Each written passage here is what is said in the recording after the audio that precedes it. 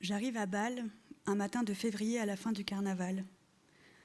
On ne devine les récentes festivités qu'aux 2 veines de confettis restées entre les rails du tram. Je n'ai pas assisté au déferlement de lanternes et de costumes dans la nuit bâloise, au grand défilé qui suit le mercredi des cendres. J'ai envie de silence, envie aussi de trouver quelque chose pendant ce séjour. La ville est tranquille, lisible, chère mais vide après les nuits de liesse. Je ne compte pas rester longtemps.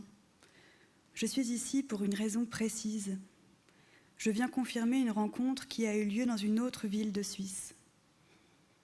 Quelques mois plus tôt, j'étais à Lausanne avec la personne que j'aimais.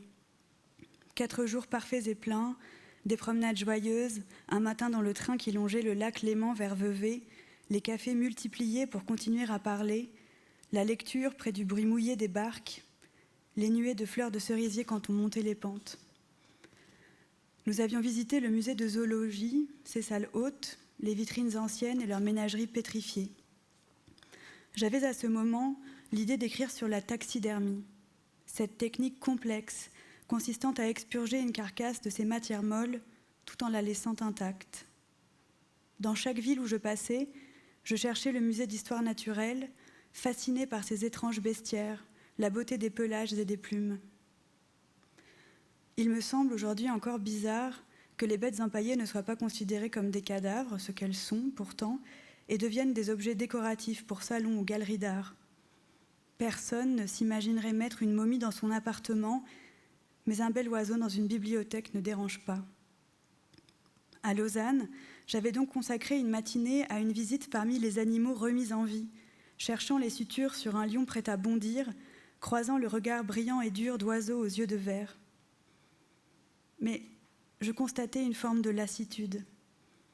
J'étais de moins en moins intéressée par ce que je voyais et je commençais à comprendre que la taxidermie n'était qu'un prétexte ou le premier moment d'une réflexion plus vaste que je ne parvenais pas encore à nommer. Le dernier jour de notre séjour, il restait encore un peu de temps avant le train pour Paris. Nous avons suivi les indications d'une affiche placardée sur un arrêt de bus, comme ça, pour voir. Direction, le musée de la main. Le nom m'avait interpellée. Après un trajet en bus, nous sommes descendus, un peu étonnés, devant le centre hospitalier universitaire vaudois. Pour accéder à l'exposition, il fallait entrer dans un hôpital et entre les urgences, la biopsie, la cafétéria et les malades croisés dans les couloirs, une exposition sur le corps et son envers, sur les secrets de nos entrailles, révélés d'abord par les anatomistes, puis par les machines. Je ne me souviens plus vraiment de ce que j'y ai vu. Seul un nom m'est resté. André Vézal. C'est par lui que tout commence.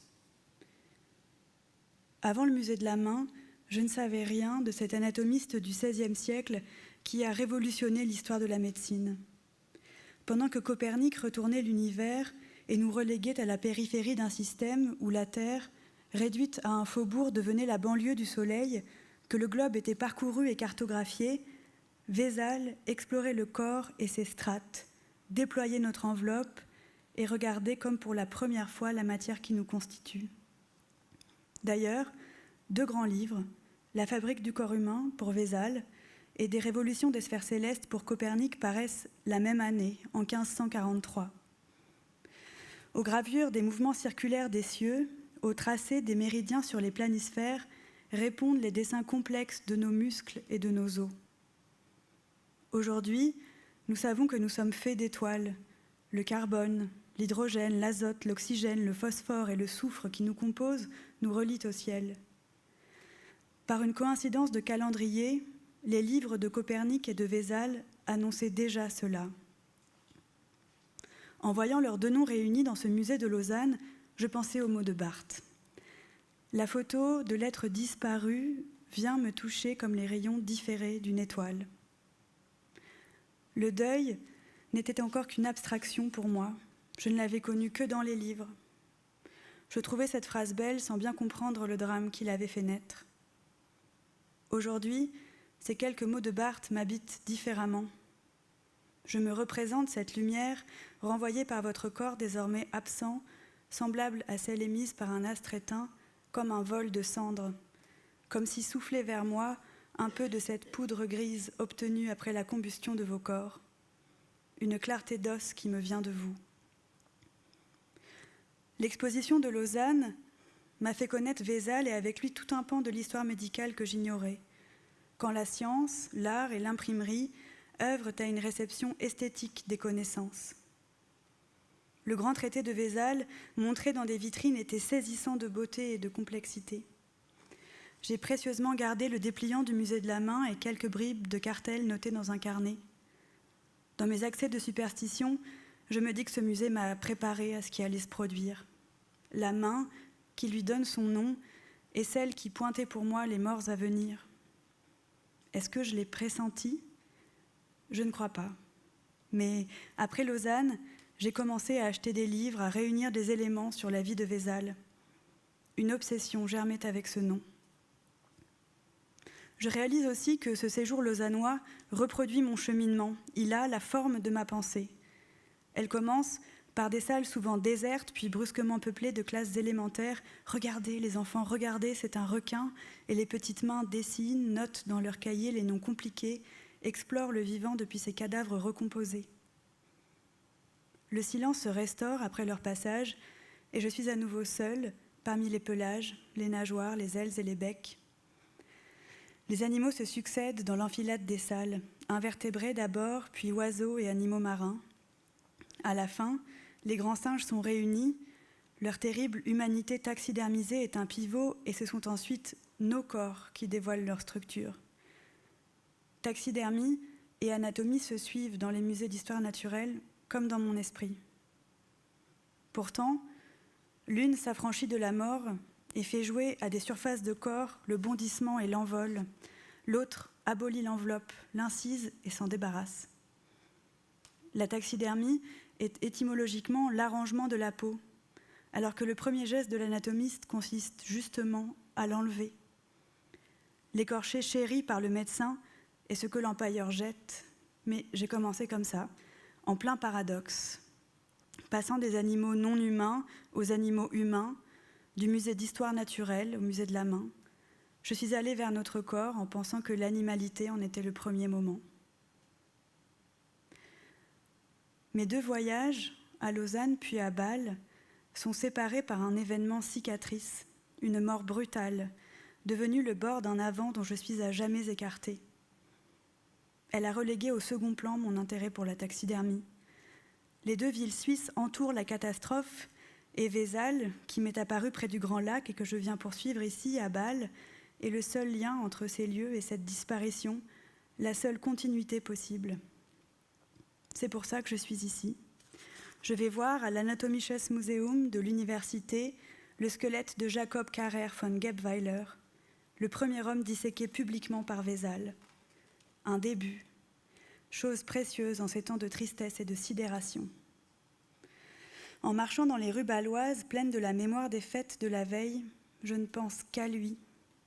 J'ai hâte d'en apprendre plus. Mon intérêt né à Lausanne est devenu un impératif. Je dois parvenir à penser le corps mort. Peut-être que le voir ouvert ou devenu squelette me le permettra. Pour que votre décès devienne pensable, pour que je puisse me l'incorporer, je dois l'inscrire dans une histoire qui vous excède, celle de l'art et des sciences qui abolit votre singularité, mais me permet pourtant une adresse secrète. Partout où ils écrivent corps, anatomie, cadavre, je dis tu, ou vous, puisque vous êtes nombreux. Je fais de la place pour mes fantômes. Vézal et l'anatomie que j'apprends avec lui sont une première façon de m'approcher de vous, une occasion de penser votre décès avec le secours de la science et de l'art. Sans ça, je serais sans doute restée muette, ne parvenant pas à déceler la nécessité, la générosité aussi de la mort.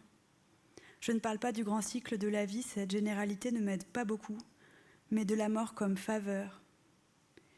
J'ai vite senti que votre disparition et l'anatomie mettaient en jeu un don des morts vers les vivants. Les cadavres que l'on ouvre servent à préciser les connaissances médicales et nous permettent de nous soigner. Les gens que l'on aime nous apprennent des choses jusque dans leur mort. Vézal a rendu ma tristesse passionnante. Il a fait de mon deuil une aventure.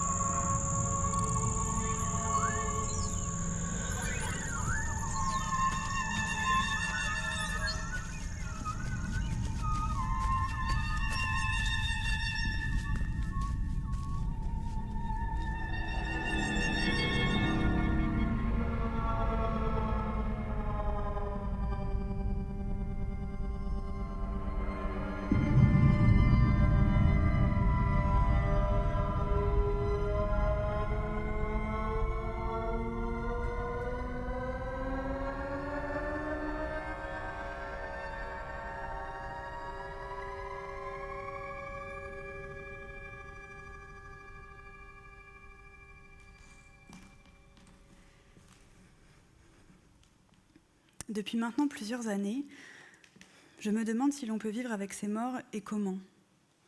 Sereinement, je veux dire, en prenant un peu de leur intelligence, de leur refus à certifier d'une frontière catégorique entre le visible et l'invisible, tout en restant dans la matérialité de nos vies.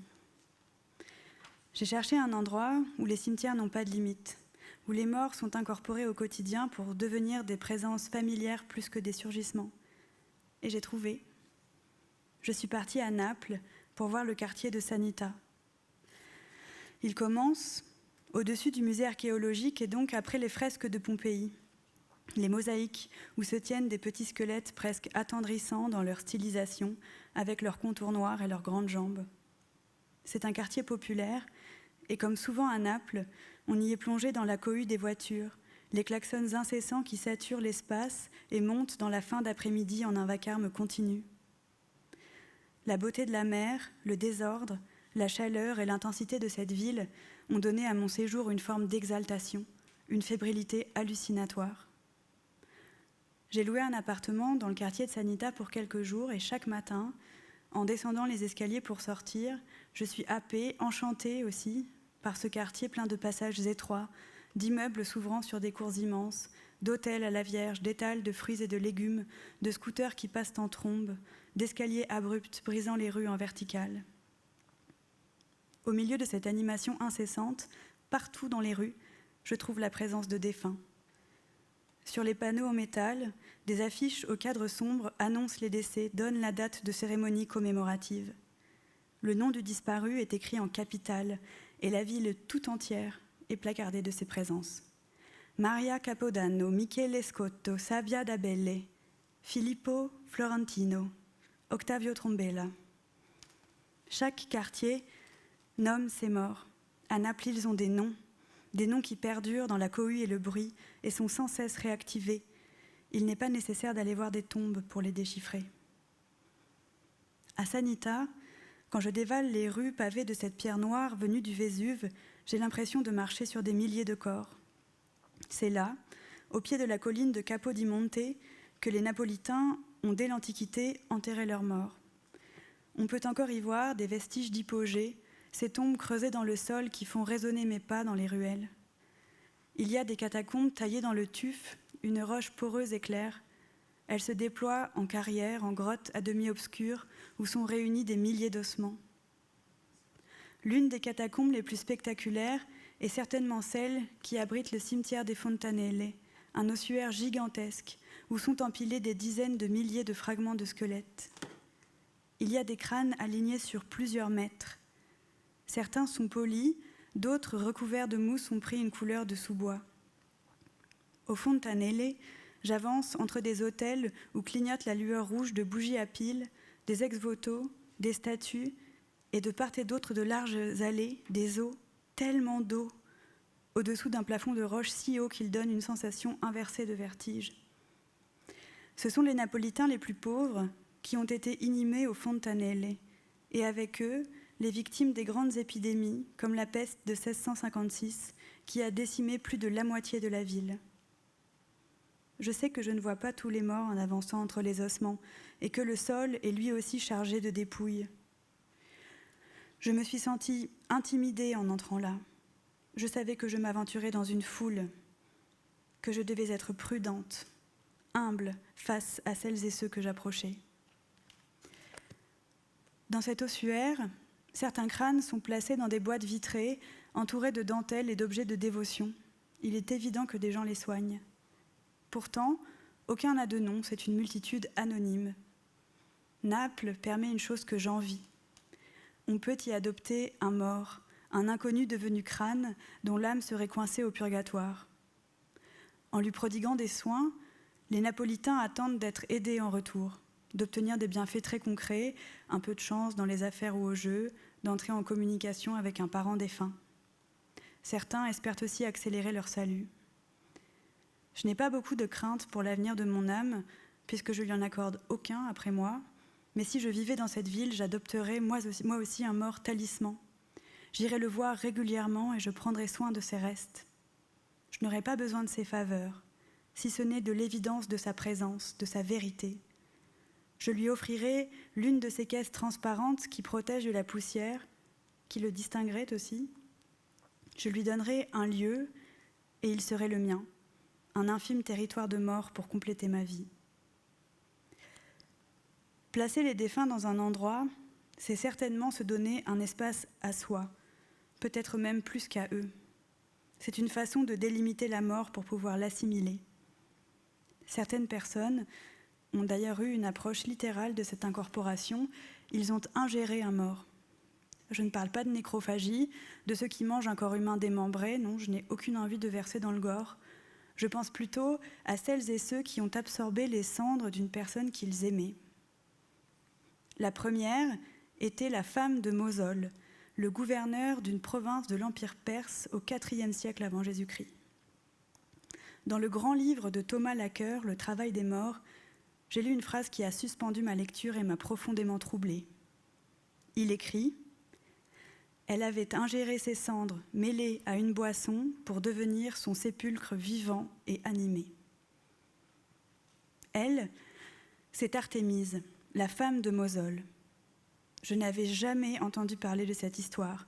Je savais qu'elle avait fait construire à la mort de son époux un tombeau monumental à Halicarnasse, une réalisation si extraordinaire qu'elle a changé un nom propre en nom commun.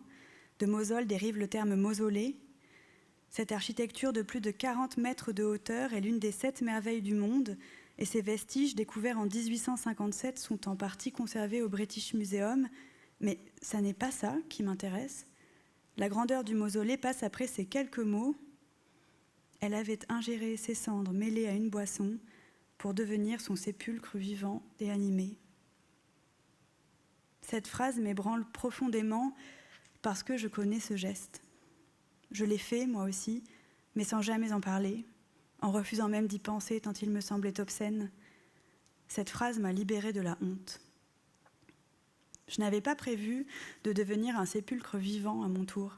Tout s'est enchaîné sans que je m'y prépare, sans que je lutte non plus contre ce désir étrange quand il s'est présenté. Cela remonte déjà à plusieurs années.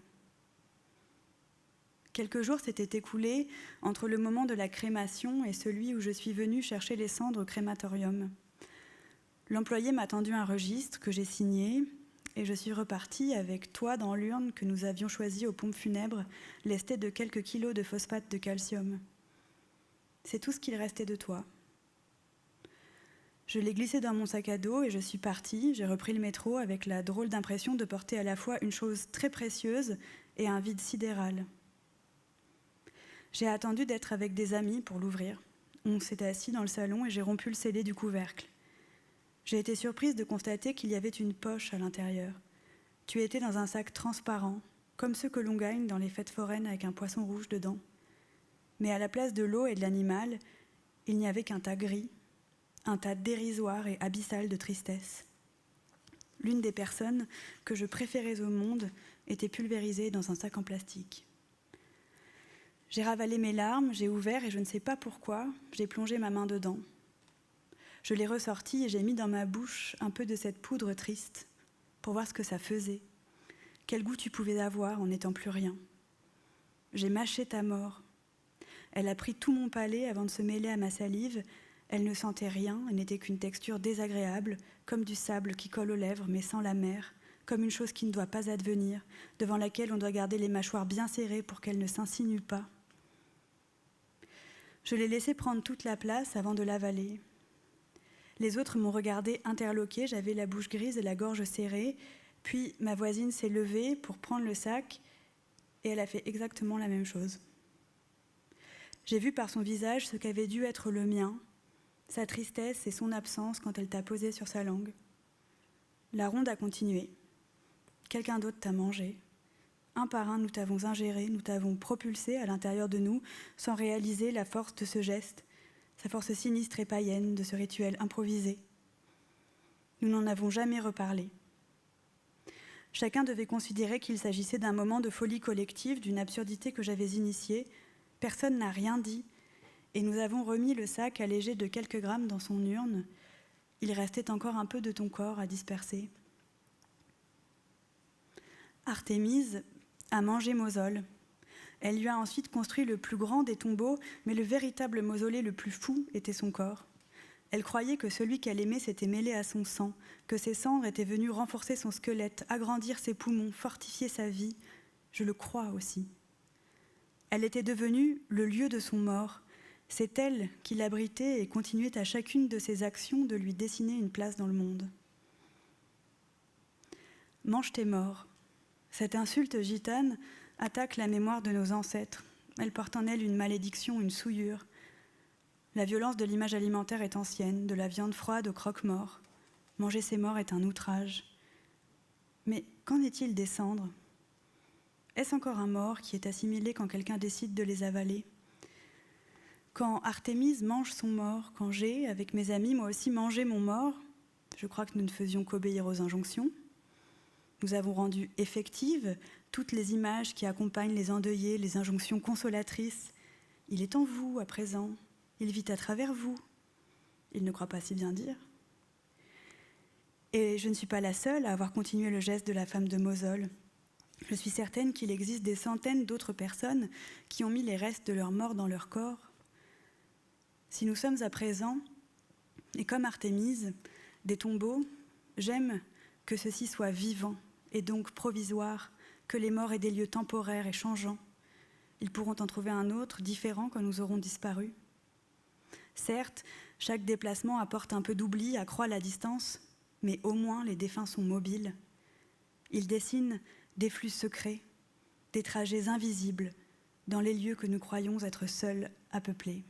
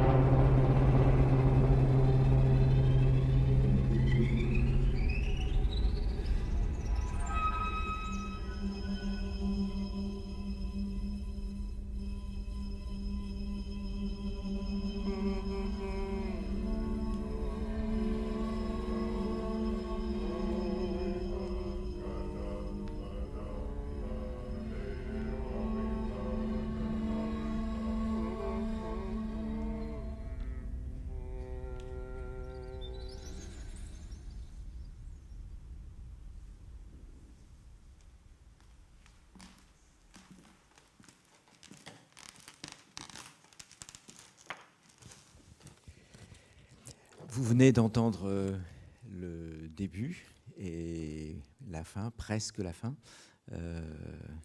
Reste une page qui n'a pas été lue. De voir de ses propres yeux d'Hélène Gianecchini. L'ambition qu'on peut se proposer pour cet échange, ce serait d'explorer un peu l'espace qui a été parcouru entre ce début et cette fin. De voir quels ont été les choix qui ont été faits, ce qui a présidé à ces choix formels, thématiques, et peut-être aussi de remonter un peu avant, puisque ce texte, on le voit à un début, mais le livre a une origine. Vous avez, à 2 reprises, dans le fragment que nous avons entendu, parlé d'abord de Vézal, c'est par lui que tout a commencé. Donc il y a une origine qui est fixée. Et puis il y a cette insistance, un début qui est précieux en ces temps de tristesse et de sidération, ce qui pourrait s'appliquer de façon prémonitoire, si on peut dire, à la période que nous avons vécue et que nous allons peut-être vivre. Et alors, oui, enfin bon, c'est évidemment la question qu'on peut se poser, c'est de savoir cette pulsion qui vous a amené à aller voir, d'une part, à passer de la zoologie à la main, et puis ensuite d'aller voir ce squelette, passer de Lausanne à Bâle. Qu'est-ce qui l'a amené à se transformer en texte ? Avant de vous répondre, je voudrais d'abord remercier Sacha Blondeau qui a composé la musique de cette lecture. Voilà, merci beaucoup.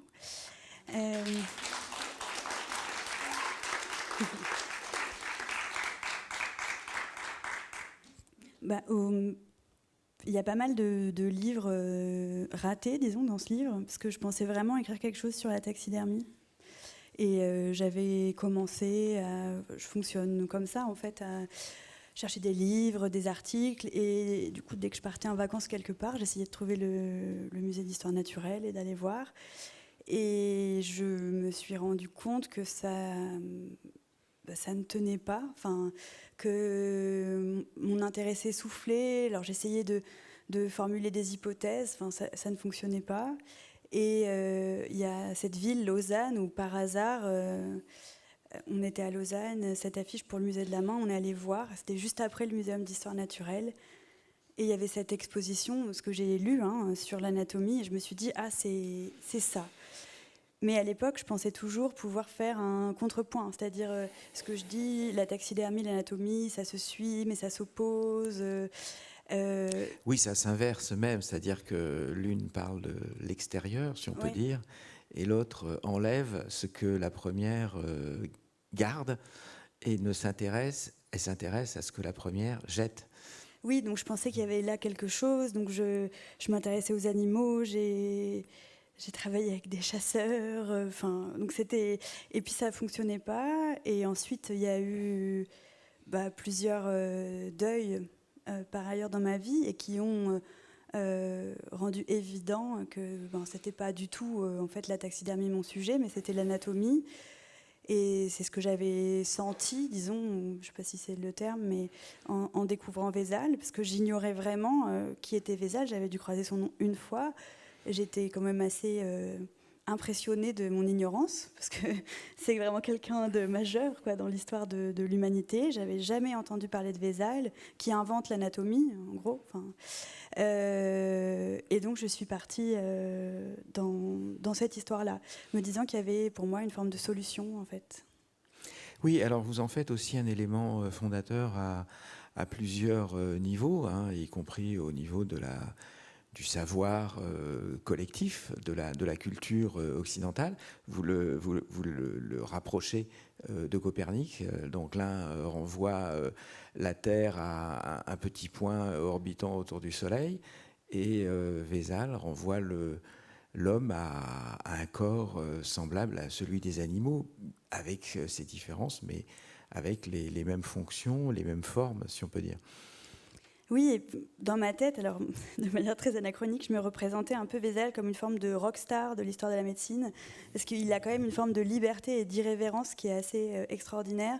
C'est le premier médecin à descendre dans l'amphithéâtre anatomique et à couper lui-même le corps. En fait, avant, le médecin était en hauteur et il disait bah, coupez ça ou coupez ça, et c'était un barbier ou un boucher qui exécutait les ordres, avec l'idée que le savoir ne se salit pas.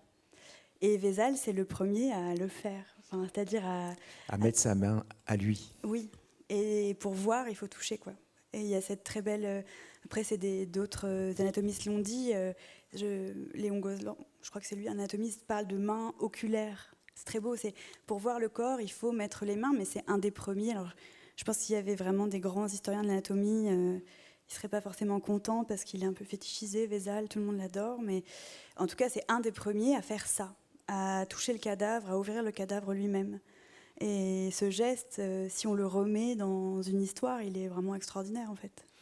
Alors, évidemment, la question que pose ce livre d'emblée, et je pense qu'elle a été renforcée d'ailleurs par votre lecture, c'est que ce livre est adressé. Voilà, on est tout de suite considéré, enfin on se considère, ou alors c'est une hallucination personnelle de lecteur, comme le destinataire du livre, ce qui est le cas de tout lecteur évidemment, mais là, le destinataire en tant que futur mort. C'est-à-dire que l'ambition du livre, c'est, comme vous dites, penser votre décès, c'est-à-dire le mien, celui de tout le monde ici, peut-être celui d'une personne en particulier ou de plusieurs personnes en particulier ou de vos morts à qui vous dites à un moment je fais de la place pour eux, je leur fais de la place, mais par le secours de la science et de l'art. Alors là, il y a une opération quasi... Enfin, il y a deux questions dans ma question. D'une part, ce vous, et puis après, j'aimerais bien que vous parliez de cette opération un peu quasi magique qu'on peut faire avec le secours de la science et de l'art. Le livre est adressé à des fantômes. Voilà, c'est une façon de continuer à leur parler et à leur adresser des choses. Ils sont cachés dans le texte, il y a des adresses, il y a même parfois des noms que j'ai glissés, que j'ai cachés. Mais en même temps, j'aimais bien le fait que cette adresse soit aussi le lecteur, en fait, qu'il y ait un trouble. Tout d'un coup, ce collège d'auditeurs, on ne sait plus si ce sont des fantômes, mes morts ou les gens qui sont en train de me lire. En écrivant ce livre, moi aussi, ça m'a permis de penser sans pathos à ma propre mort, en fait, de réfléchir à des choses que je pensais être des évidences, tout d'un coup que j'ai pu remettre en question, quel serait le destin de mon corps, par exemple, après ma mort, de manière pas du tout, j'allais dire pas angoissée, mais c'était pas des grandes questions existentielles, disons. Enfin, il y a quelque chose qui était au travail pour moi en étudiant ça. Et ensuite, le secours de la science et de l'art, c'est vrai, c'est-à-dire que je n'ai pas mis de l'érudition par-dessus après, en fait, et c'est le cas pour pouvoir écrire ce livre, et c'est ce que vit aussi la narratrice du roman, pour pouvoir traverser des deuils, la seule façon de le faire, c'est d'essayer de se confronter au cadavre, d'essayer de le penser, de sortir de la sidération qu'implique la découverte du corps de quelqu'un qu'on aime. En fait, pour sortir de cette sidération, elle décide d'étudier l'histoire de la médecine. Et ça l'aide vraiment à traverser ce deuil-là. Et dans l'écriture, pour moi, ça m'a aussi aidé à sortir d'une forme de douleur ou d'écriture très lyrique. Enfin, l'idée, c'était pas d'étaler de la douleur, quoi. Enfin, c'était d'essayer de commencer à écrire un peu après. Oui, parce que habituellement, l'attitude de beaucoup d'écrivains ont pu produire des textes après la perte de quelqu'un, un deuil terrible. Vous citez Jacques Roubaud, par exemple, et Michel Deguy parmi ceux-là. Donc il y a effectivement un travail du texte, un travail de poésie. Il y a aussi fréquemment une méditation philosophique ou religieuse sur la survie, sur la mort, sur le destin, sur la finitude humaine. Là, vous mettez alors ça pratiquement à distance. Bon, il y a quelques citations fugitives, bon, de ceux dont j'ai parlé. Il y a celle de Barthes, qui fait partie de... Il y a Foucault qui parle peut-être là aussi, qui est plus dans le domaine justement, l'intersection entre la philosophie et l'histoire des sciences. Et là, vous tournez le dos à ça pour votre propre compte, pour vous focaliser donc sur la science et l'art au moment où elles se rencontrent dans cet espace un peu paradoxal, et donc vous faites l'inventaire en fait. Je me méfiais, mais alors ça n'est que mon avis, hein. Je me méfiais d'une chose qui est que quand on vit un deuil, c'est une douleur telle qu'on a l'impression que c'est une douleur neuve, absolument singulière, que personne n'a jamais eu aussi mal, que c'est vraiment un événement. Et en fait, c'est d'une banalité confondante, c'est terrible de le dire. Enfin, tout le monde vit ça. Ça ne veut pas dire que c'est rien. Mais je me méfiais, disons, de la pente qui consisterait à écrire cette douleur-là comme si elle était absolument nouvelle ou singulière, ou si je vivais quelque chose que personne n'avait jamais vécu, alors que tout le monde, a priori, l'a vécu ou le vivra, hélas. Et donc, je voulais aller après. Parce que quand même, Jacques Roubaud, avec Quelque chose noir, qui est donc un recueil de deuil qu'il écrit après la mort de sa femme, Alix Cléo Roubaud, c'est un très grand livre, enfin très important pour moi, et il fait une chose extraordinaire, quand même très rare, c'est qu'il arrive à écrire le deuil, cette douleur, sans pathos, sans lyrisme, en étant presque au ras des choses. Enfin, c'est un texte immense, mais il faut être Jacques Roubaud, quoi, pour faire un texte comme ça. Oui, et lui fait fonctionner le texte comme lieu de l'ensevelissement, si on peut dire, de la disparition de sa femme. À un moment, il lui dit, tu passes dans quelque chose de tellement petit, et on voit pratiquement la disparition de la personne, enfin d'Alix Cléo Roubaud. Elle disparaît dans un mot presque. Oui, et c'est un texte magnifique, mais aussi très dur. Enfin, il dit ça va pas te faire revenir. Enfin, tu es morte, on ne négocie pas avec la mort, il n'y a pas d'hypothétique, la mort est une certitude. Enfin, il dit des choses très dures et parfois à rebours d'une certaine écriture du deuil, avec l'idée qu'on fait revenir la personne disparue. Et moi, je voulais aussi écrire, pas vraiment sur le deuil, je voulais écrire sur le corps mort. Et j'ai par exemple refusé d'écrire des obsèques. J'ai refusé d'écrire des moments comme ça du deuil. Il y a quelques pages quand même sur... Il y a une fête après, il n'y a pas l'enterrement, il y a la fête après l'enterrement. Mais je voulais... Enfin, ces alentours, en fait, j'ai essayé, pour ce passage-là, d'écrire ce moment qui arrive... assez fréquemment, enfin, ça dépend des gens, qui est qu'après des obsèques, ou parfois on a des moments de bonheur. Et c'est ce paradoxe-là. Au cœur de la douleur la plus terrible, il peut y avoir une forme d'euphorie ou de joie qui émerge. Et c'est sur ce moment-là que je voulais travailler. Alors vous avez, entre ces deux fragments que nous avons entendus, prend place une sorte d'itinéraire qui est majoritairement... Alors il y a des épisodes effectivement de narration d'événements personnels. Je pense par exemple il y a la chute d'un cyprès, donc qui est une sorte d'événement... pas fondateur, mais un écho en tout cas de la mort possible. Et le reste du livre est occupé par donc une sorte d'enquête, si on peut dire, de parcours, d'itinéraire qui va mener à des pratiques justement sur les corps. L'anatomie, la plasticination, les masques mortuaires, l'adoption des crânes à Naples, là, dont vous avez parlé. Donc, comment avez-vous travaillé pour faire un peu cette enquête ou ce parcours?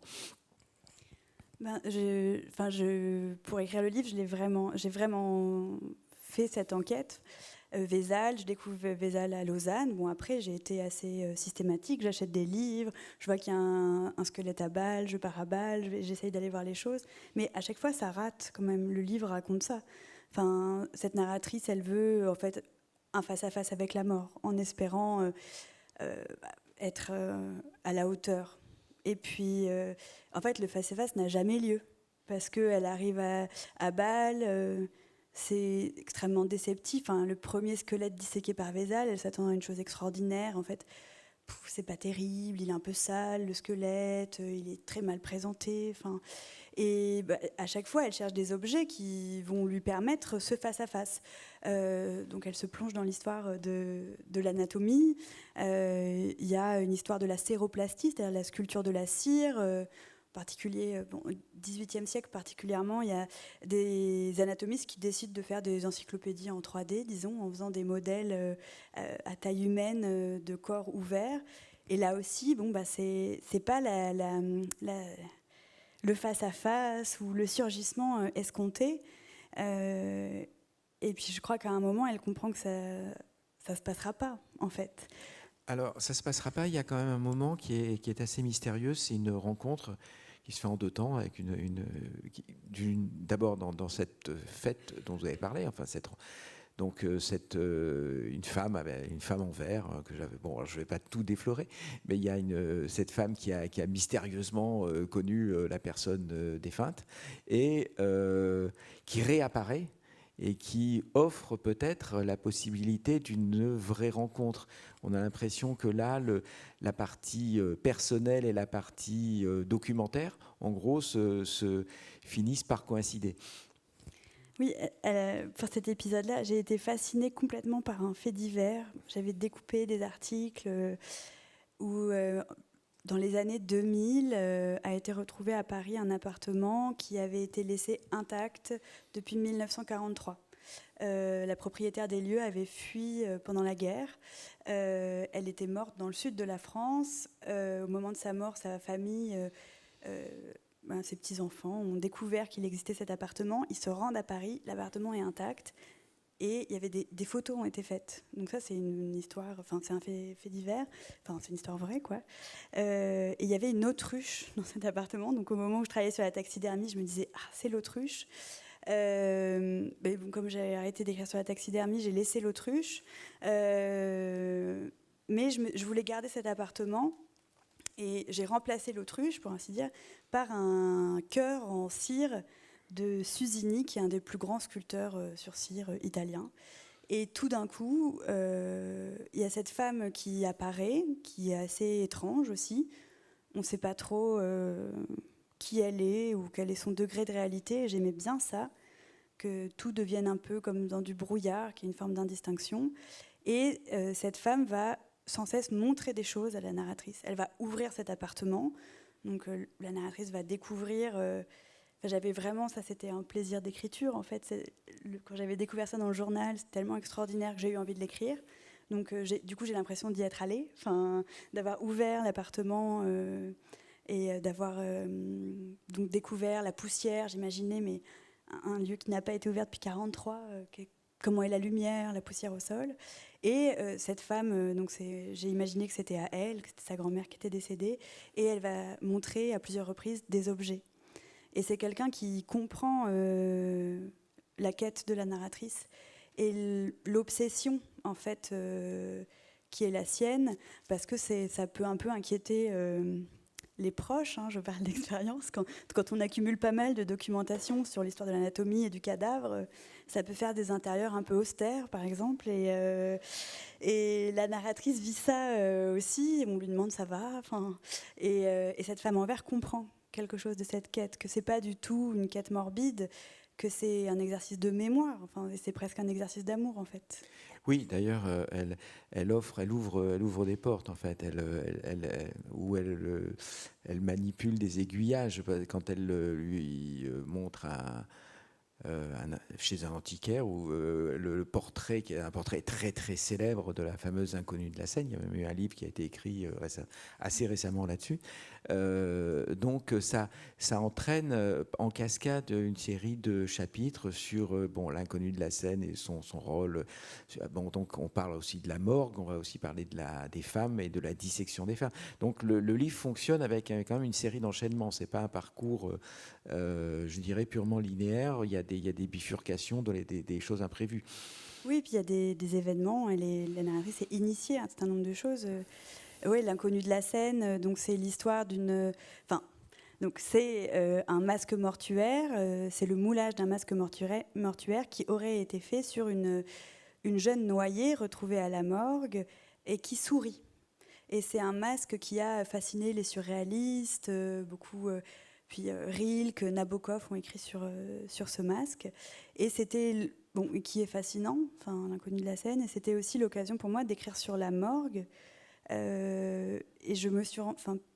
parce que je me suis rendu compte qu'au XIXe siècle, donc il n'y a pas très longtemps, la morgue était l'un des bâtiments les plus visités à Paris. Et j'ai pu trouver des guides touristiques, par exemple, qui conseillent vraiment d'aller à la morgue, ou des descriptions de gens qui racontent qu'ils vont à la morgue avec leurs enfants le midi, quoi. Ils vont manger un sandwich à la morgue, et je me disais waouh, quand même, en si peu de temps, notre rapport à la mort, qu'est-ce qu'il a changé. Moi, je serais terrifiée à l'idée, j'irai jamais. On ne peut plus déjà.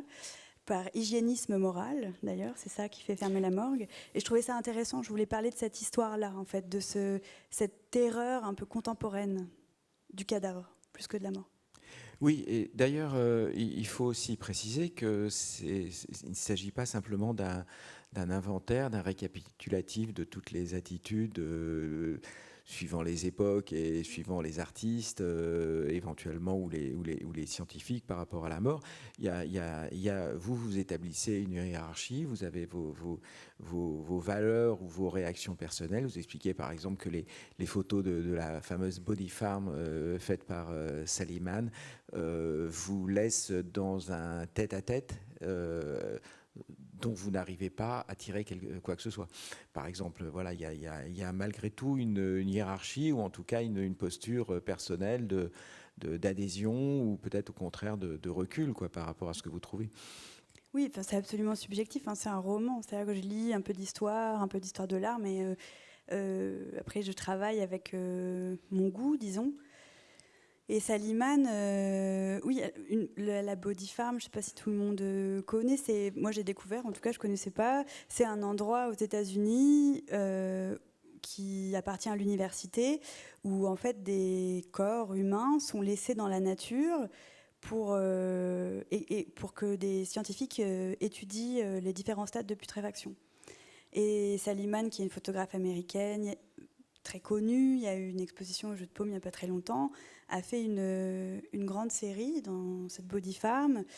Et Saliman, elle fait des tirages très beaux, elle fait des photographies très belles, c'est des tirages très riches aussi, et elle photographie des cadavres en putréfaction. Et je crois que moi, ça m'intéresse pas beaucoup, cette idée que avec le plus atroce, la beauté de la charogne, disons, c'était pas vraiment ce que je voulais, ce qui m'intéressait, cette idée qu'avec le plus terrible, on va produire une forme de beauté. Et puis, quand même, c'est très difficile à regarder, même si c'est un peu magnifié, je sais pas si ça fonctionne. Oui, Greenaway a introduit des séquences tournées à la Body Farm dans un de ses films, oui, aussi. Et ça a le même effet d'ailleurs. Je ne sais pas si ça permet de penser, en fait. On est un peu sidéré. En tout cas, moi, à part la sidération, c'est pas un objet qui me permet de réfléchir, disons. Alors que d'autres objets ou œuvres que j'ai pu trouver permettaient de sortir de la sidération.